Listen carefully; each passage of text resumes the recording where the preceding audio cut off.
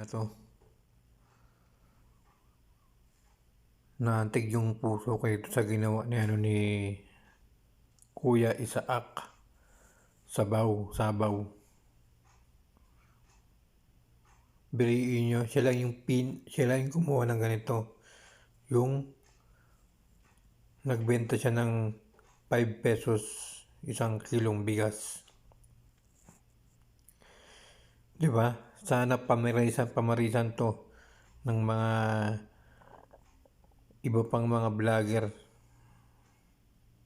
upang mas dumami yung gumagawa ng ganito katulad ng ginagawa ni Idol Kuya Isaac Sabaw.